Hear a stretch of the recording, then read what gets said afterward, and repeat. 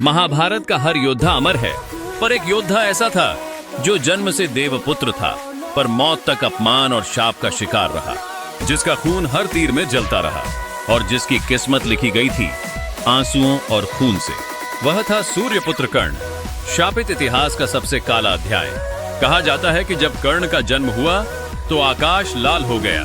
पंडितों ने चेतावनी दी थी, यह बालक पृथ्वी के लिए वरदान भी है और विनाश भी, पर समाज के डर से कुंती ने उसे बहा दिया और तभी से उसके भाग्य का काला अध्याय शुरू हुआ।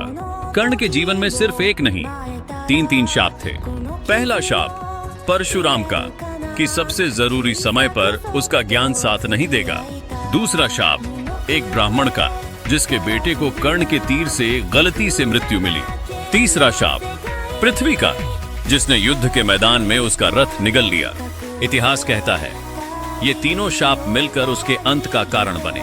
दानवीर कर्ण, जिसने कभी किसी को खाली हाथ नहीं लौटाया, लेकिन लोग ये नहीं जानते कि जब इंद्र ने ब्राह्मण बनकर उससे कवच मांगा तो खून से लथपथ होकर भी उसने कवच काट कर दे दिया।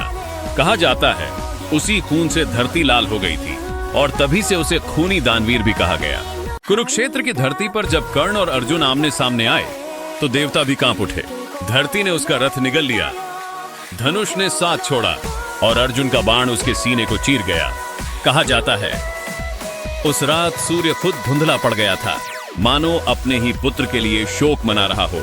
वह योद्धा जो जन्म से देवता था, पर मौत तक शाप और अन्याय का शिकार रहा, वह था कर्ण। दानवीर भी, शापित भी। इतिहास ने उसे नायक भी कहा, खलनायक भी। पर सच ये है, वह एक ऐसा रहस्य है जो खून और आंसुओं में लिखा गया। सूर्यपुत्र कर्ण, शापित और अमर।